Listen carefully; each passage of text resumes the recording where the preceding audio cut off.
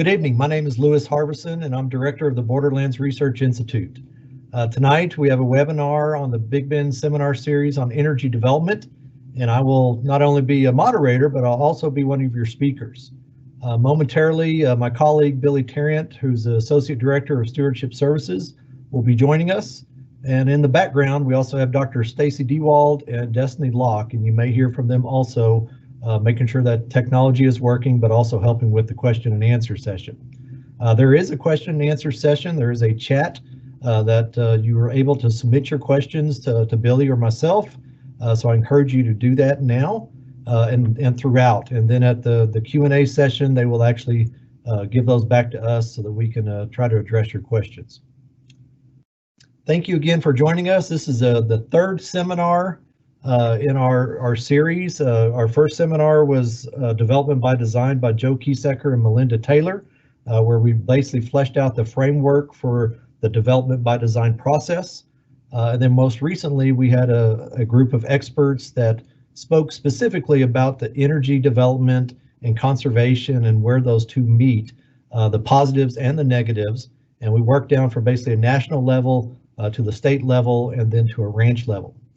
Tonight, Billy and I are going to talk a little bit about the Respect Big Bend project and some of the conservation values that we have identified through our stakeholder process. So this whole webinar series that we launched back in September and even earlier this spring this year was really designed to share some of the values and the process of identifying conservation priorities and the values that we really hold dear as community members. Again, tonight we're going to talk specifically about some of those values, roll those out officially, and then Billy's going to talk a little bit about those strategies.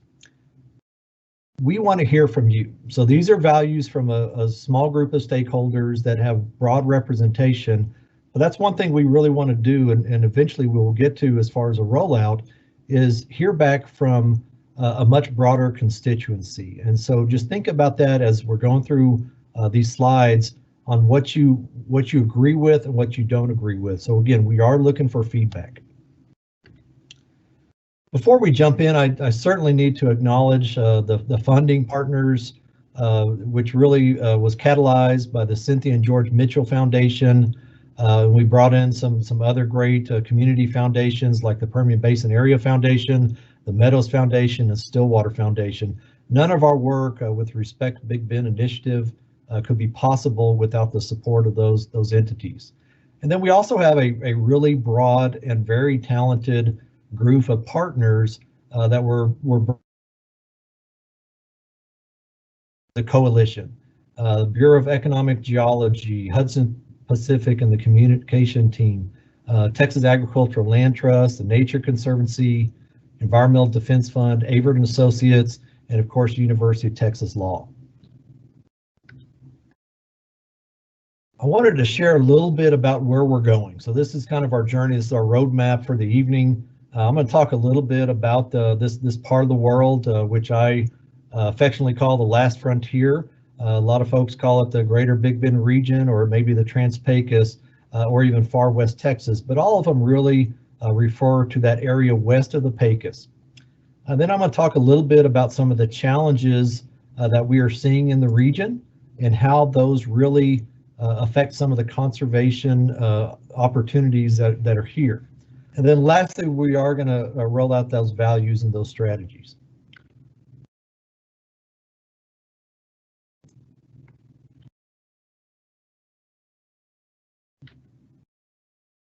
So to give a kind of a historical perspective of this region, we know that man has been in this part of the world for almost 10,000 years, for over 10,000 years.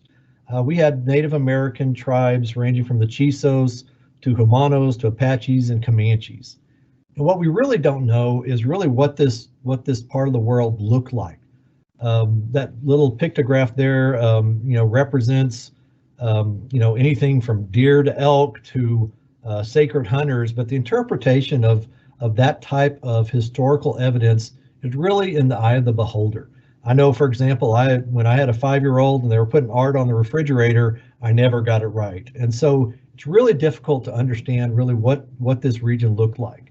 And it was really Cabeza de Vaca back in 1528 that really had the first written record of the region. If you ever think you're having a bad day, you need to read his book, La Relacion, because he lived a very difficult life, enslaved, all his friends were killed. And anyway, but he meandered through West Texas, and he did capture some of the surroundings in written word.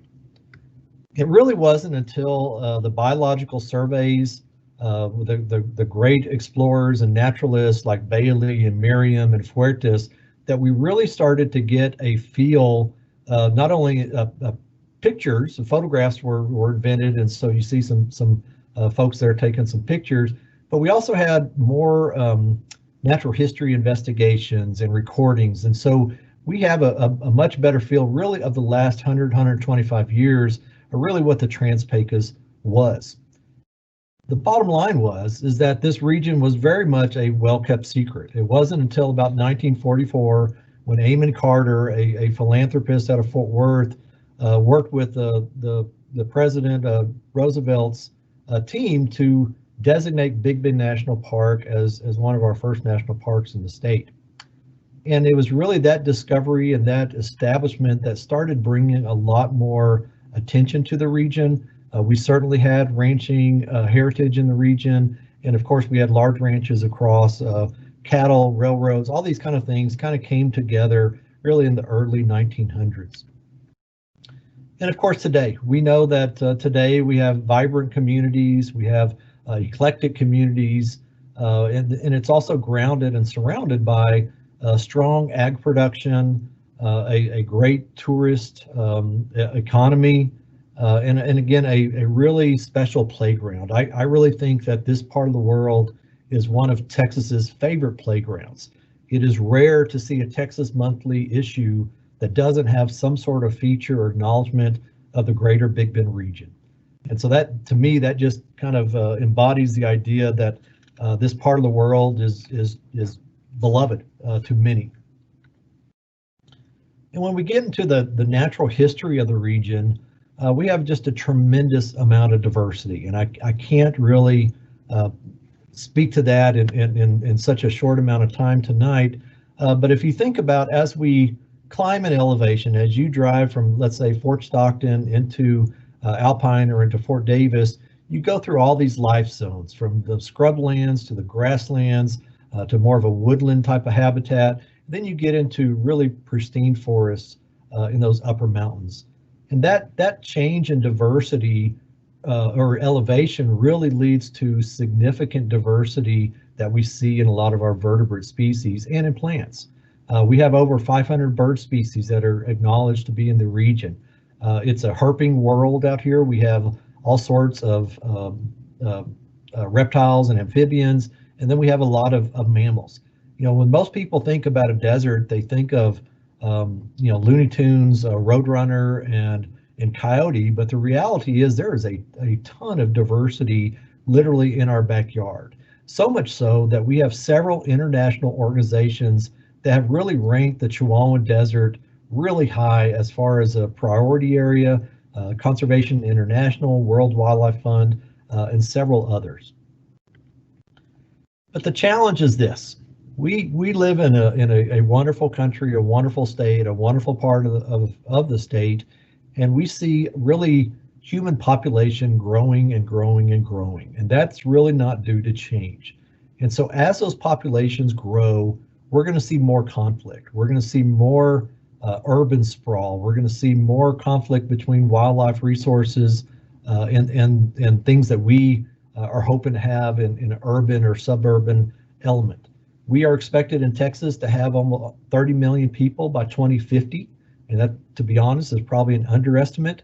And even the Trans-Pecos, even though it is fairly pristine and fairly low populated as far as population density, we're going to see a boost here also. We know El Paso is growing leaps and bounds, and some of that growth is working into our part of the world. And the reality is most people want what we have, and that's space and solitude and scenic views and things like that. So this is really one of the biggest challenges. And so what we're seeing across the state is over 1,000 new Texans a day are coming to this part of the world. That's a lot of new Texans. And so a lot of them are going to urban centers, which is good news, I think, for West Texas. But this state was founded as a republic based on principles of private land ownership. And even today, we see that the state is still composed of 95% private lands. And so really from a conservation standpoint, conservation doesn't happen without private lands. And so we need to remember that as we move forward, and we'll kind of reiterate that here in a little bit. We do know that of those privately owned lands, about 83% are in some sort of ag production, whether that's in farmlands, ranch lands, or forest lands. But we're also losing that. You see the epicenters, the DFW, the San Antonio, Austin, Laredo, Houston, El Paso, these urban centers are becoming bigger and bigger. In 1950, about 85% of Texans lived in rural landscapes, junctions, alpines, Marfas, Floridatas, places like that. And that has flipped. Only about 15 to 20% of Texas residents currently live in rural surroundings. And so what that means really on a landscape scale and really a political scale is that our voice doesn't amount to much more than a whisper. The rural landscape, the small town Texas really doesn't have much of a voice in Texas legislature today. And so that's a concern for those that are in ag or appreciate the rural life. Those are the big challenges that they're facing, is the urbanites really don't appreciate some of the values that we have in these rural areas, and really what purpose or what function some of these rural lands play to even urban centers. And so that's some of the biggest challenge I think we face in conservation today. And with growth, we also see things like our energy development. Texas is an energy-rich state. We have one of the most productive oil and gas fields, several oil and gas fields in the state. We need energy to fuel our lamps and our cars and everything else. And so this initiative isn't about anti-energy, it's about finding a sustainable approach to balancing those things. And it's not just oil and gas. We know that renewables actually have a larger footprint than most shale products. And so these, again, are some of the challenges we're trying to face today. And that's one of the reasons that we've pulled together this Respect Big Bend Coalition. And to kind of take a look at really what that looks like from kind of a satellite view, we see some light illumination captured in 2012 of the Permian Basin and Trans-Pecos region, compared to the figure on the right, the same area in 2019. And you can see that the Permian Basin was booming, at least at that time. We've taken a little bit of a downturn of late, but that illumination that correlates well with disturbance, with the footprint of energy that is necessary. And so we see, again, all these conflicts kind of colliding really in our backyard.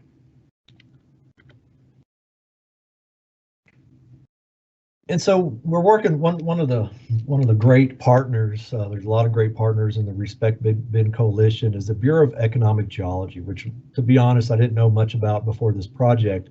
But they really are worldwide experts in energy and understanding energy.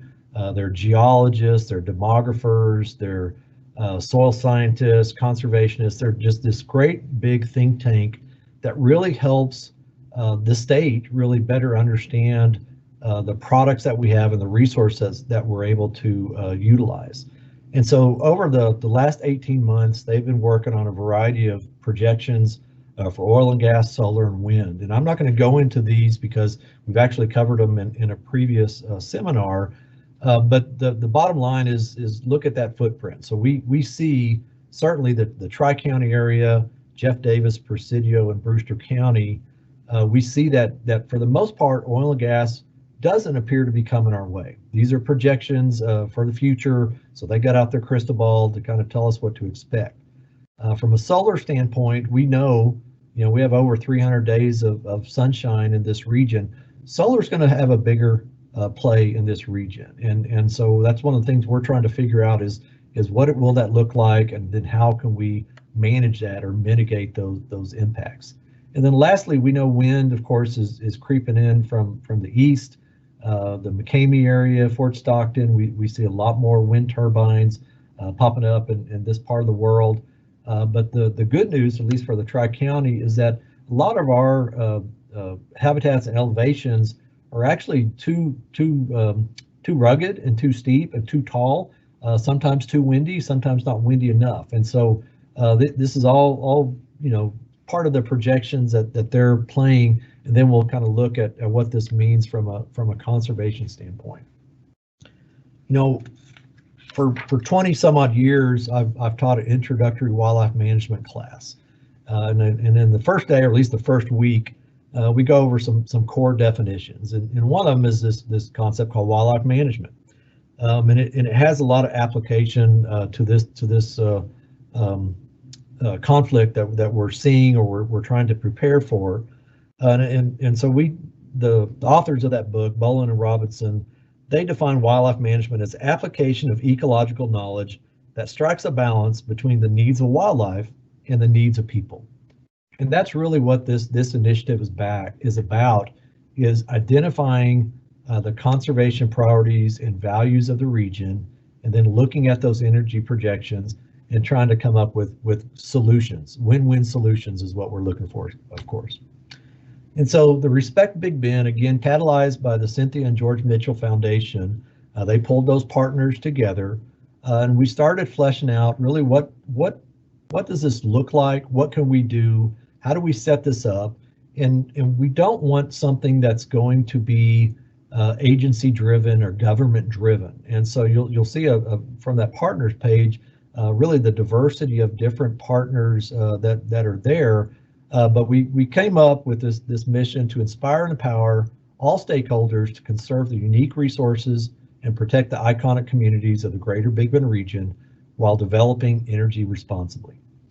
And I think that's a ambitious but mission statement, but I also think it captures really what we are about. And so part of that process is also what's called a development by design. And again, you've probably seen this in every webinar we've given so far, because it is really core to our approach to problem solving. And really what we're talking about tonight and we're rolling out is this idea of a conservation vision that's really created not by us, by academics, but by the community and the stakeholders involved. And I'll identify some of those momentarily. And then again, we take those energy projections that our friends at Bureau of Economic Geology have developed. We look at where those two overlay in a robust geospatial database. We estimate what kind of impacts those we're going to have, and then we start looking for solutions. And that's what we're working towards, is solutions.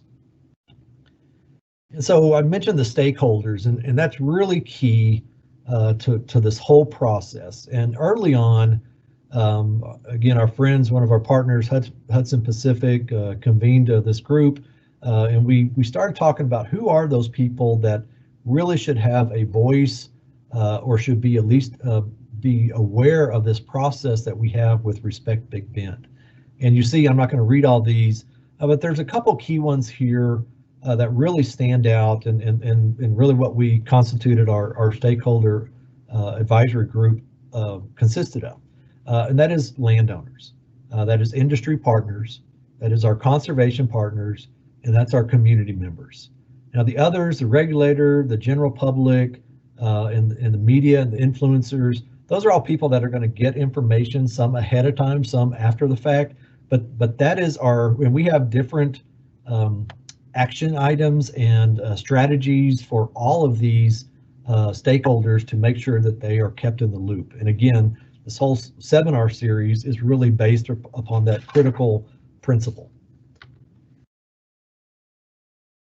And so as we approach, we're actually working in about an 18 county region that includes kind of the outskirts of the Permian Basin, but also the core of the Big Bend, or the Trans-Pecos, as you see here.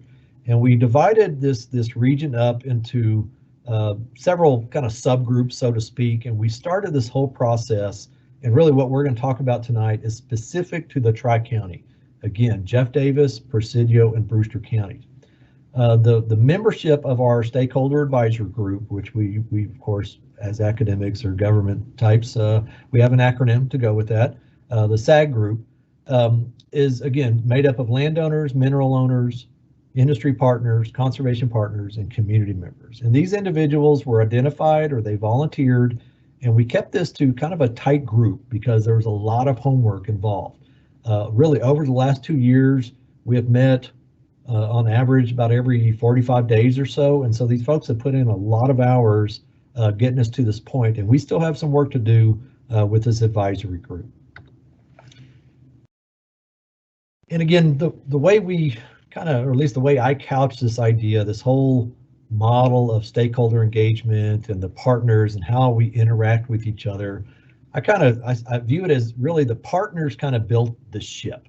And it's really the SAG members and the locals that are really steering the ship. They're going to tell us where they want to go, what's important to them, and then we're going to try to help identify how we might get there. So we might provide that roadmap, we might provide some of those tools, but we're really hero support. They're the heroes, we're hero support, again, guiding them through this process.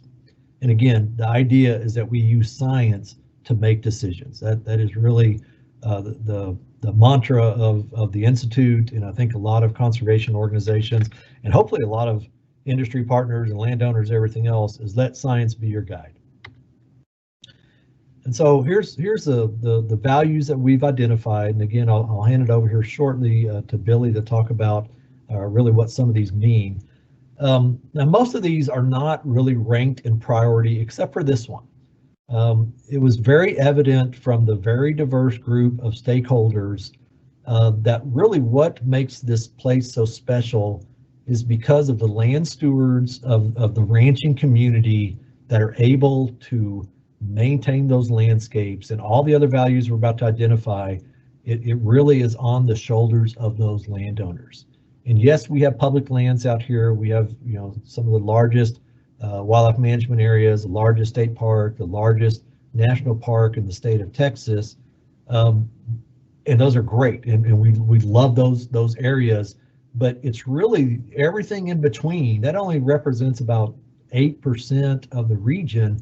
It's really the private lands that keep this all together. And those are based on agriculture. And if we can keep those lands in large tracts, we know that is a fundamental part of preserving this landscape is maintaining large ranches, because as we fragment, we start getting ranchitas, we start getting more water wells in the ground. It changes very quickly, and all those changes in fragmentation have impact on all the other values that we're about to roll out. And so our second, again, not necessarily in order, is what makes this place special. And that's really the question we asked of our SAG members is what do you like about this Tri-County area, the greater Big Bend? What stands out to you? Why are you here? People are here by choice. The folks that live here, they love this region. They love the viewsheds, the vistas, the dark skies, the remoteness and quietness. And these were actually all separate values, but in reality, they're all the same. Those viewsheds and vistas, if we can maintain those, we can maintain dark skies. If we can maintain those, we can stay remote and we can keep things quiet.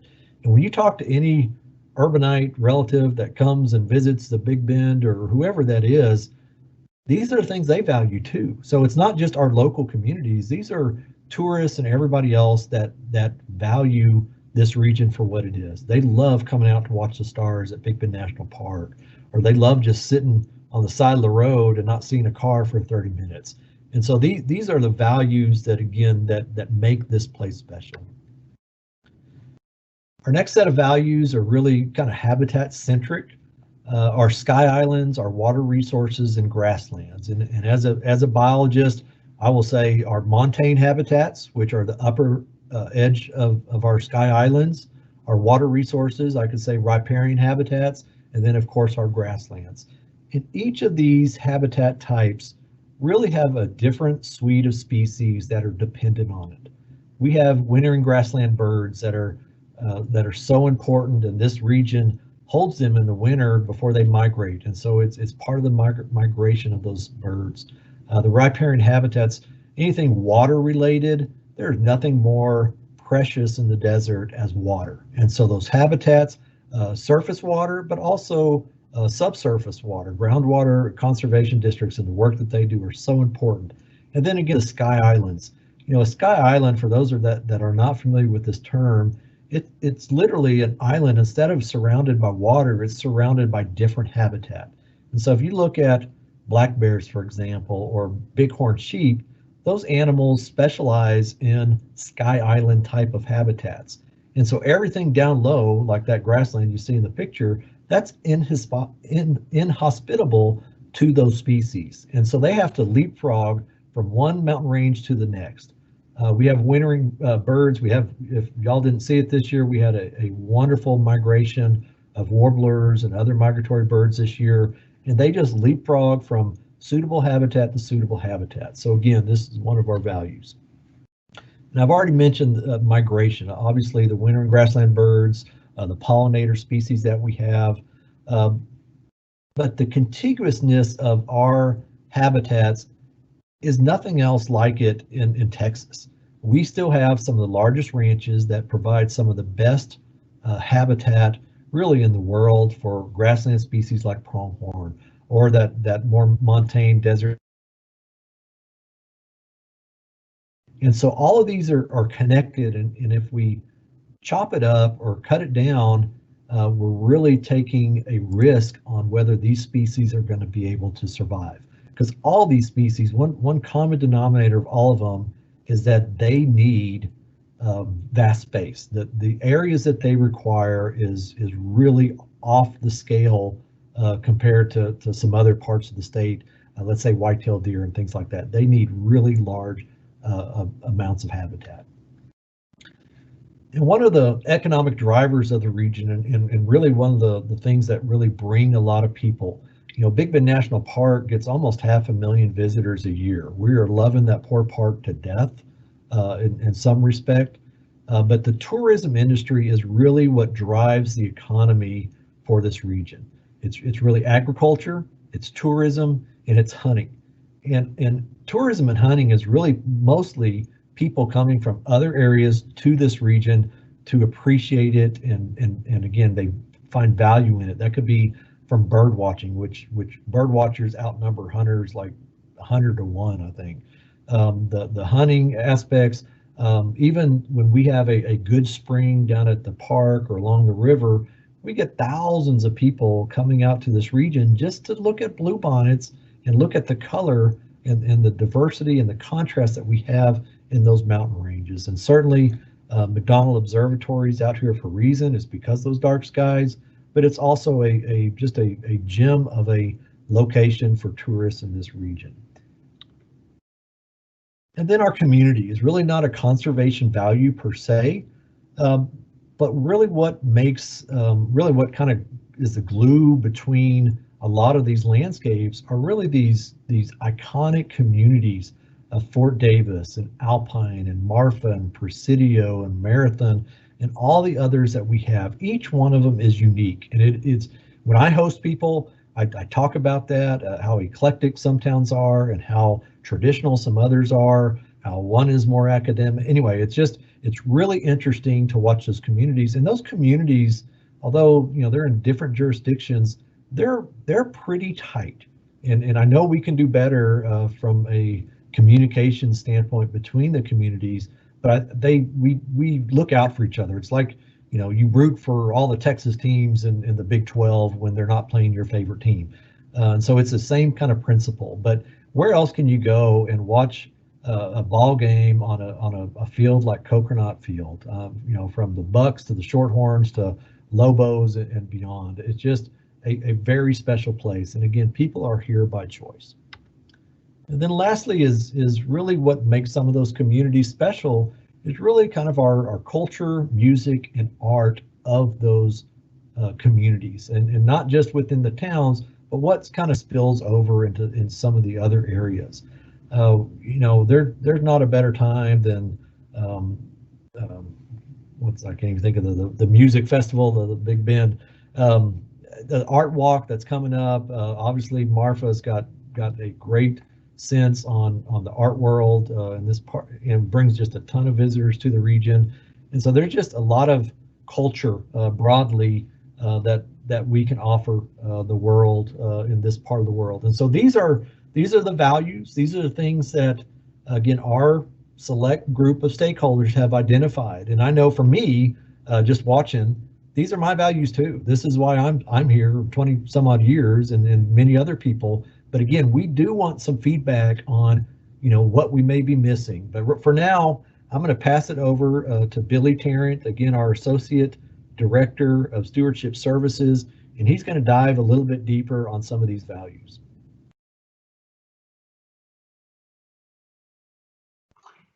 Thank you, Lewis. I really appreciated that presentation. I kind of wish you were giving mine as well. We appreciate everybody tuning in tonight. You can't see us tonight, our smiling faces, but that's because we are experiencing some connectivity issues, and we have a much better chance of you hearing us if we don't put the video up. So we're going to keep charging forward. Hopefully y'all can see my presentation. It's potential strategies for conserving the values of the last frontier, kind of tying in with what Lewis said. So I know this thing has a little lag to it, but hopefully y'all catch up pretty quick. I'm just reiterating the values again, what Lewis had just mentioned, the ranching heritage and private property rights, and how those apply to all those others that we hold dear and important to us. So what we've done through the Respect Big Bend effort, and it's been a long time coming, a lot of work, especially with our stakeholder advisory group. They've been just absolutely invaluable as they've helped us through this process. But what we've done is we've taken those values and we've moved them over into an actual spatial exercise. The best we're able to, anything that we felt like had some spatial component to it, something that we could map, we have done that. And hopefully here pretty quick, you'll be able to see our current iteration of the values map that the stakeholder advisory group has viewed and looked at, and by and large feel comfortable with. It's probably not completely finished, but it's close. What this map does, what this effort is basically garnering data from wherever we can, that spatial data, that land-based data. And I'll go through those quickly. We looked at intact systems. That's basically a measure of how much areas have been impacted by the hand of man with whatever type of development may be, and that you can see some of those areas that are more purplish in color, obviously around those areas that have been impacted. Grasslands, something that you saw was very important to our stakeholders. I think they're important to all of us. Those grasslands are mapped as well, riparian and wetland areas, springs, mule deer range, pronghorn range, a couple of species that really popped out as being important. Managed areas, like Lewis mentioned a while ago, are areas of public land that Big Bend National Park and Black Gap Wildlife Management Area, the management areas we have, and the state parks that we have as well, since those areas are so important for tourism and recreation. Once again, you saw some of that mapping that had been done for nighttime lights, where we have more light pollution versus areas that are darker were mapped. Our recreational trails and routes that are once again important for tourism. Viewsheds. This is really cool. Our partners at the Nature Conservancy, which actually, by the way, put most of this together, have done the lion's share of this work, putting all this into one format. They were able to look at do a viewshed analysis where whatever you can see off a major highway in the Trans-Pecos was mapped. What you can't see would fall out of that map. So understand those areas are important for all of us as we travel about, and plus for our tourism industry. It's, as Lewis mentioned, that's what people enjoy when they come out here, those long uninterrupted views, which, by the way, it's pretty shocking to see why it's understandable to see why people appreciate that out here, because there's a lot of country you can see from our major highways. And finally, our habitat suitability for bighorn sheep. That's the habitat that is suitable for bighorn sheep. Some of our more rugged stuff and a connectivity model for bighorn sheep and pronghorn, but because that worked very well in showing a lot of the corridors that Lewis mentioned a while ago. So what can we do with this map?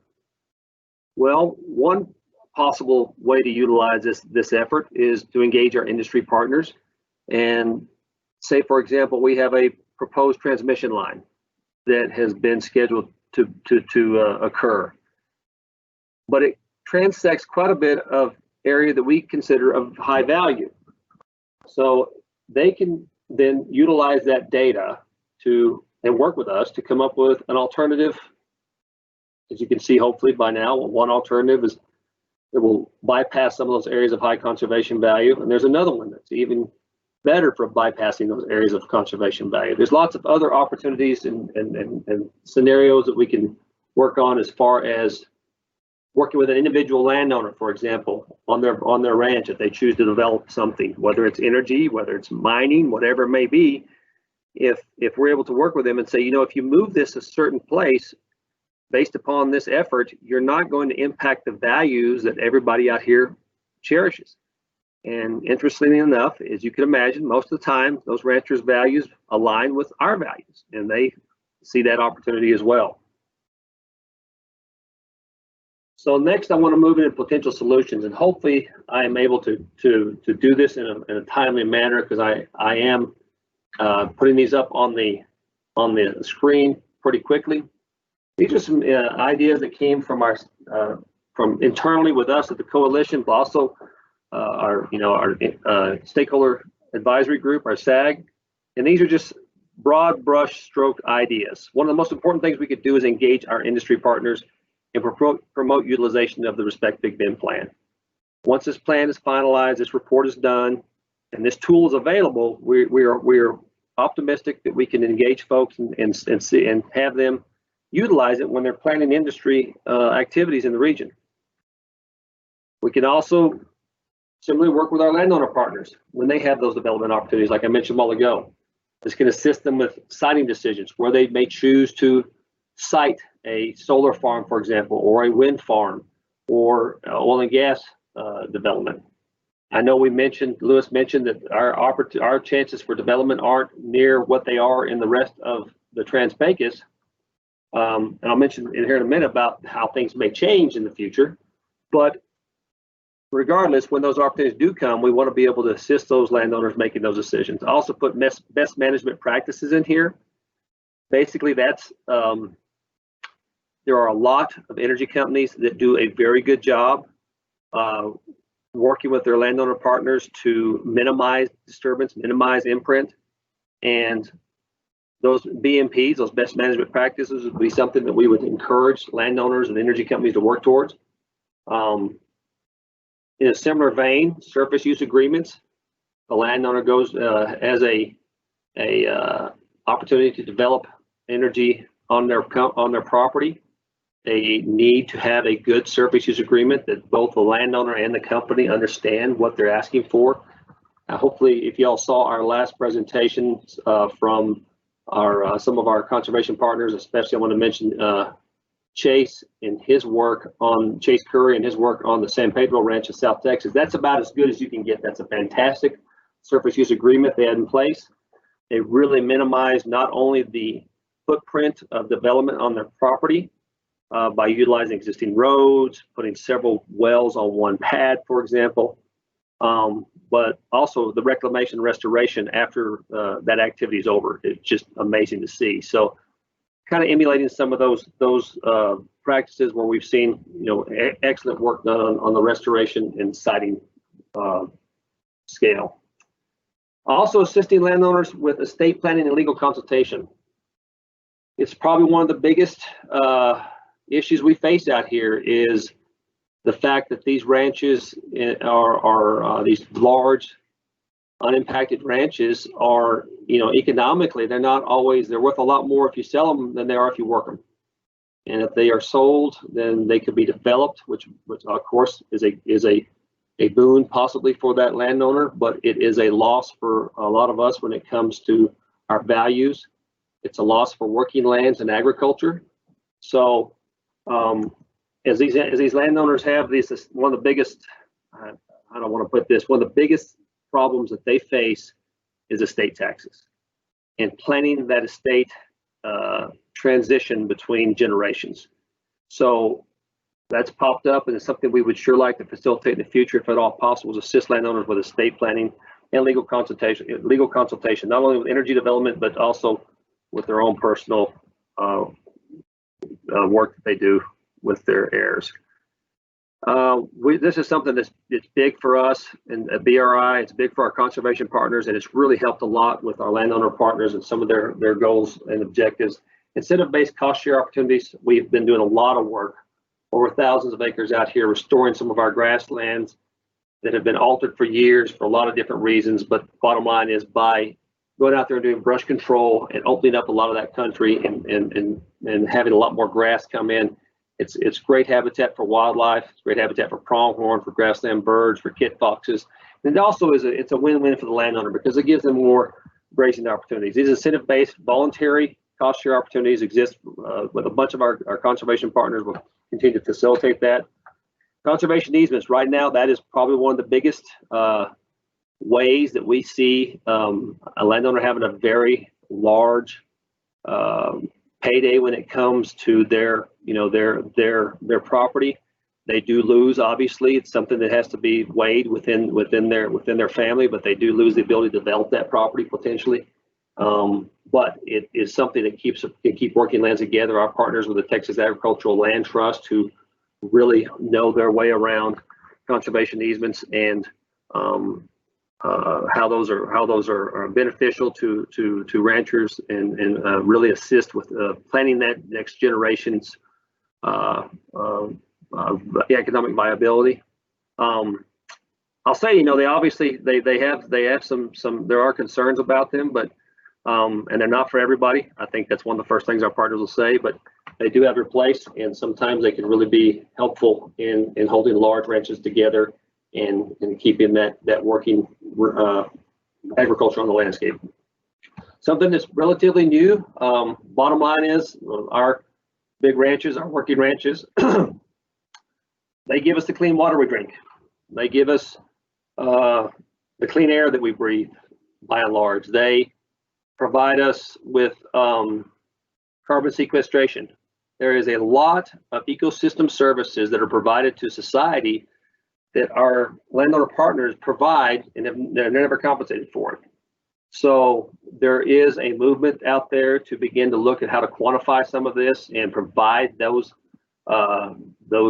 funding markets to landowners to keep doing what they're doing, hold that large property together, keep working the land, and see some economic return for what they do. They provide the great wildlife habitat that we have. So anyway, some other potential solutions. I hope y'all are along with this.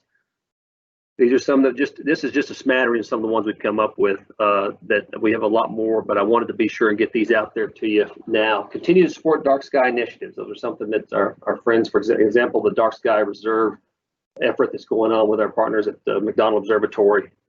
These are good things that can really help maintain our values, as we've discussed. I think Lewis talked about it briefly. To support our local groundwater conservation districts. That's become very evident through this work, and the fact that water is one of our, if not our, I would say at least one of our, if not our most important resource that we have. And it's these folks have the tough job of trying to manage a public resource on private lands. They're not always well funded or have all the resources they need, so we want to do everything we can to support them. We've talked briefly, and we're going to talk more about it, to the Respect Big Bend effort, the community resiliency and sustainability. This especially applies to other communities in West Texas, especially those ones that have, we could talk about our friends up in Pecos and Fort Stockton and Monahans and others that see these boom and bust cycles, and how there are groups out there that can assist them as they work through these economic cycles where they see a lot of a large amount of revenue for short periods of time, and it's feast or famine. And so how can they be more resilient and sustain those communities better?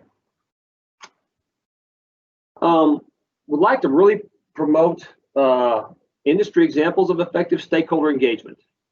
You know, we've come up with this process, or excuse me, we're working on this process, but at the end of the day, there's a lot of industry or energy companies and others that do great in this arena, and it's something that we'd like to promote more, investigate more, and just emulate those folks that do a great job of engaging their communities and before they develop, and seeing where their needs are and what their values are, and how we can how they can help those communities as they move forward. Same with industry examples of effective wildlife and habitat conservation. There's some companies that do great work in that arena, and we need to continue to look at those and try to emulate those with other companies and promote that type of activity. I just added this one in, and it's because I think it's really important. This is not a one and done type plan. Lewis mentioned to you a while ago that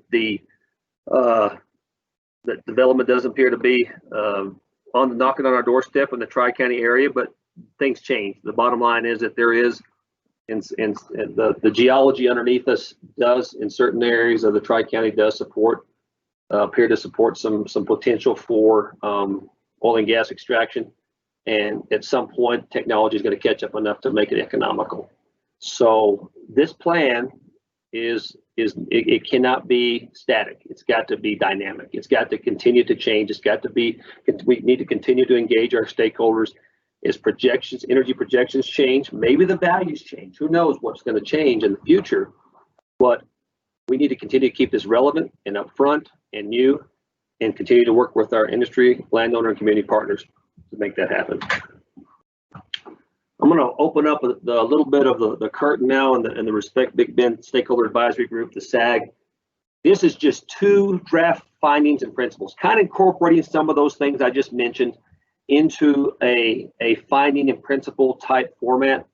And this is probably not done. This is something that you could see in the plan probably at some point, but it's probably not done. They did look at this at our last meeting and agreed that we could go ahead and let y'all take a look at it now. But I'm going to read through it quickly just because it makes me think. Privately owned lands in the Big Bend region contain natural resources and areas of substantial social value that are critically important to the state as a whole. So the principle that comes off of that is efforts to conserve the unique natural resources of the region should focus on incentives to private landowners, such as cost share programs to offset the cost of management activities, to improve grazing lands and enhance wildlife habitat. We mentioned that a while ago. Policies that make it financially feasible for ranchers to keep large tracts of land intact over multiple generations should be adopted. And private landowners should have access to legal and technical assistance to evaluate energy development opportunities and offers from infrastructure companies. Basically, just kind of summarizing all that into a single principle with findings, or excuse me, finding with principle. Another one, utilization of the Respect Big Bend plan and tool can conserve valued resources of the greater Big Bend and minimize impacts to local communities and landowners. Energy, so the first principle, energy industry representatives and other resource developers to review and utilize the Respect Big Bend plan when considering development opportunities in the greater Big Bend area. Promoting the use of the plan and associated data by the energy industry and other developers will reduce potential conflicts with development project and help it's probably my mess up there, and protect the social values and natural resources of the greater Big Bend area. Obviously I need to edit that, but that just basically is taking our some of those possible solutions we've just rolled out to you and put them in more of a format that you'll see eventually in the plan. Once again, there'll be several other findings and principles. And that one's those are obviously not done editing those, but those will be available at some point, as Lewis mentions, as we continue to move forward in this process. We'll be reaching out to folks more and more and try to engage you to see what you think of the plan and whether these values fit yours as well. I wanted to put the funders and partners up there for a moment. And then I'm going to kick it back to Destiny, I think, for questions and discussion. We appreciate your time. Thanks so much. Great. Thank you, Billy. Yeah, go ahead and ask any questions. Go ahead and type them into that Q&A box there. We've got one that I'm going to go ahead and start with. I think that this ties greatly to the way you just ended that, Billy. What is the best way for people not on the SAG to contribute to or comment on this effort?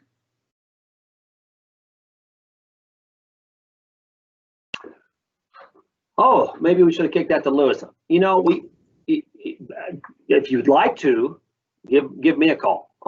Just look me up on the web. I think we can certainly, me or Lewis, just give us a call at this point. We are looking at the ability, trying to talk about some different ways to roll this out and get comments from folks in the region when we kind of, now it won't be finalized. I want to make that clear. We're not planning on rolling out a finalized plan without having some higher level of engagement. We've been engaging a lot of folks, community members, different groups. That was one of the biggest things Destiny did when she first got on board with this, with BRI and myself, is really working with folks to try to keep them informed and involved. Obviously, the COVID situation has really kind of hampered some of that.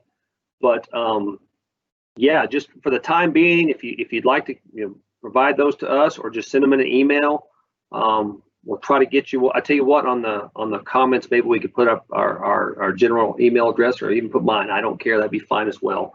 We put mine up there, and we'll visit with you, and then look forward to hopefully in the near future we'll have a little more formalized opportunity for folks to make comments. Lewis, you want to add to that at all?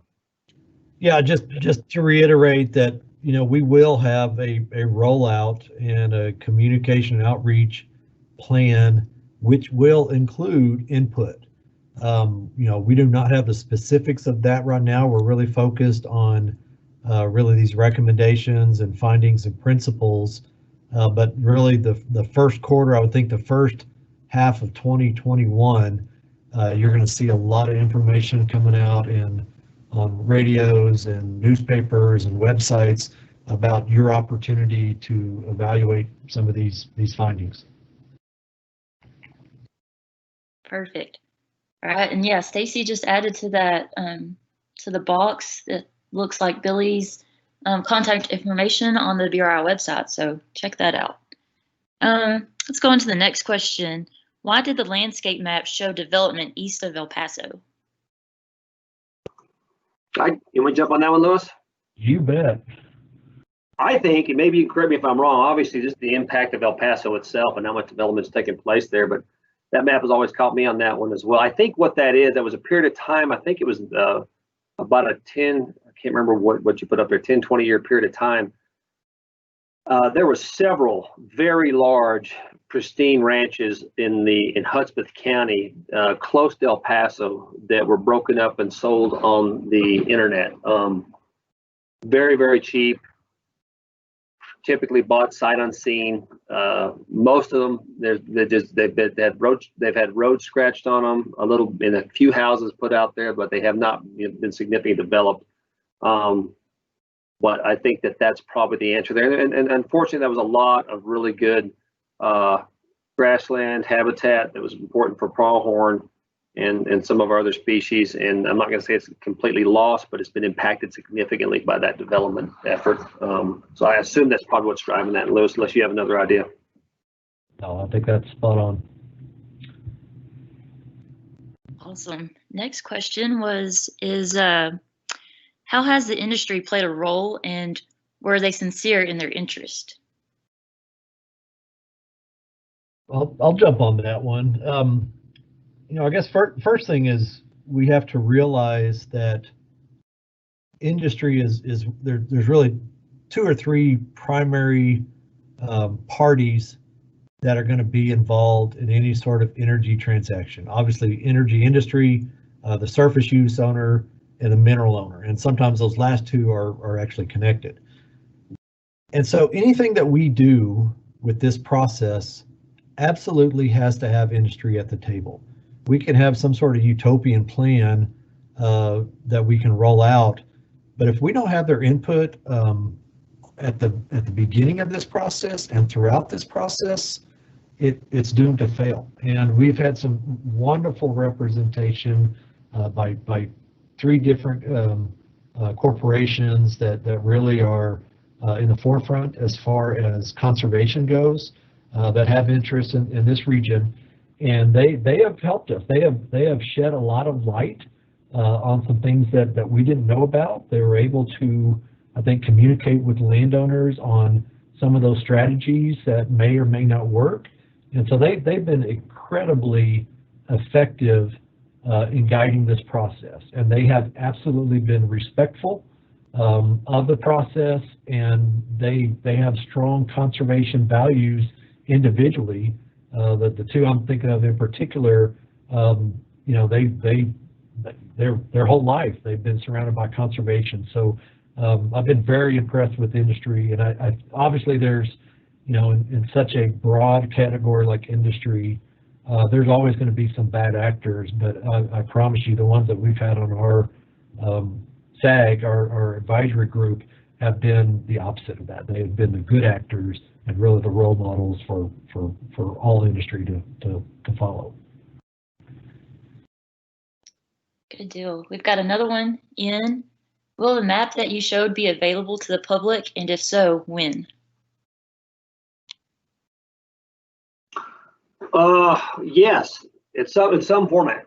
It's going to have to be. I mean, that's part of the process. We don't know yet exactly what that format will be. The map's not actually finished. Like I said, there's a couple of other data layers that need to be incorporated as well. It won't change a whole lot probably.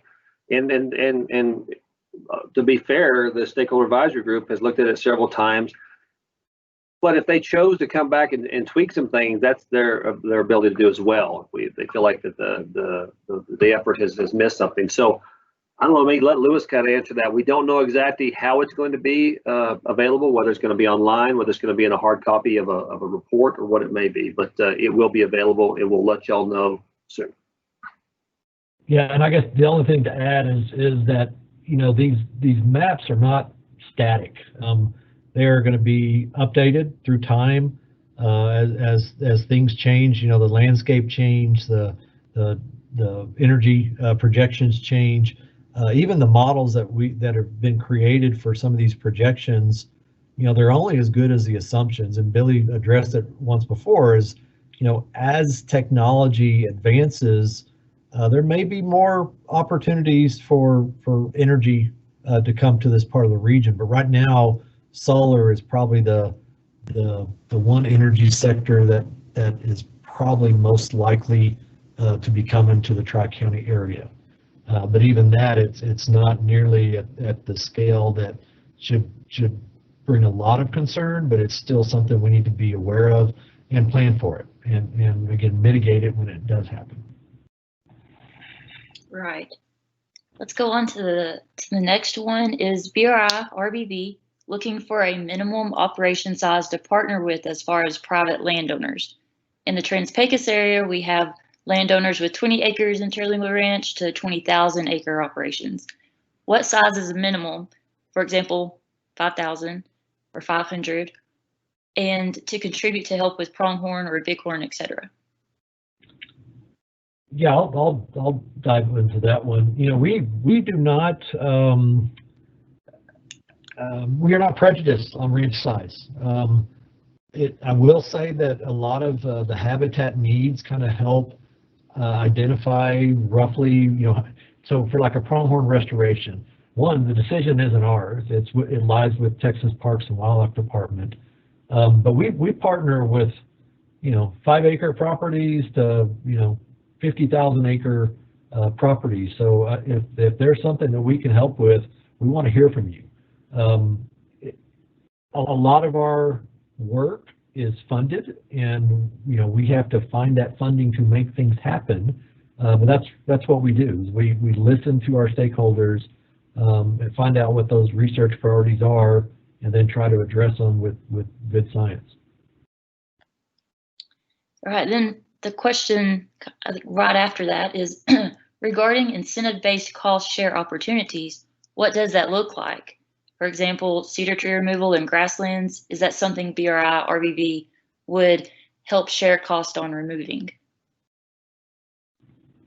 So absolutely. I mean, it wouldn't necessarily be us, as Lewis mentioned. It's our funding partners, but there's several opportunities out there right now, and BRI is one of our. We've got good relations with our other conservation partners in the region, and Texas Parks and Wildlife, Rio Grande Joint Venture, NRCS. These folks, we all have these individual funding streams, and from conservation organizations, and even industry as well. Through if you were able to tune into the program our last program with Chris West from National Fish and Wildlife Foundation, about utilizing industry and federal funds to partner with groups like BRI and others to help landowners cost share some of that brush control. So absolutely, just look us up, and we'll try to facilitate whatever we can do with you. Great. Thank you, Billy and Dr. Hardison, for answering all those questions. We're a couple of minutes over time, so we're going to go ahead and conclude with that. A couple of things real quick before we end. So the past 2 seminars have been recorded, and this one is recorded too, and will soon be on the website, probably early next week. So you can just go to respectbigbend.org, and right under the events, right where you registered, you can find those there. And then just like Billy said, the SAG and the support group for Respect Big Bend are working on that report and that mapping, and hopefully we will have something out within the next several months. So just be aware of that. So with that, we really appreciate your time listening to us and engaging with us. I know you'll have a lot of other things that are competing for your time, so we really appreciate it, and thank you so much. Y'all have a great evening.